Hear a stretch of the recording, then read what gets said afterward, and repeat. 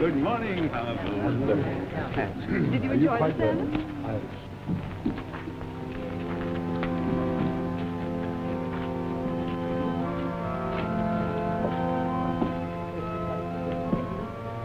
Morning, Betsy. Well, John, a widow. I hope the rheumatism is better.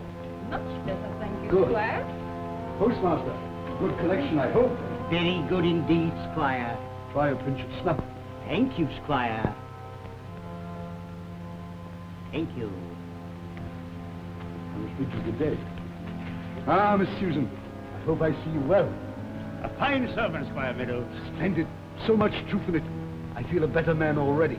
Mr. Eden's sermons are always beautiful. They are like his, all goodness. Mr. Eden is fortunate to have one so beautiful, think so highly of him.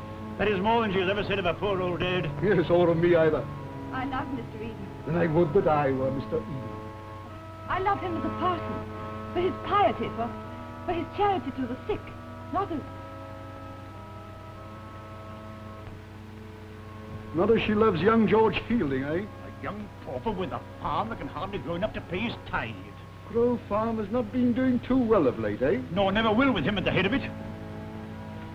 Susan, Shame on you not to have listened to that lovely sermon. I had eyes and thoughts for no one but you. Oh, la, Mr. Fielding, is that what you come to church for?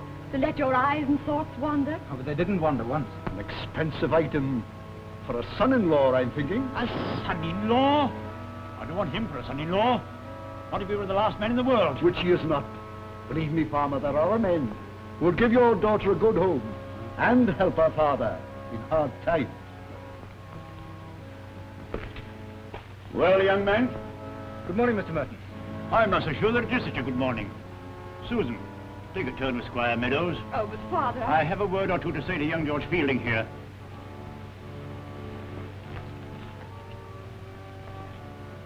Well, sir, how's business on the farm? None too good. They tell me you're threshing out new wheat for the rent. They tell you the truth, sir. And the rent for next quarter will come from where? I don't know. Then what the devil do you mean by making up to my daughter? I love her. Love. Will it pay your rent and feed your horses?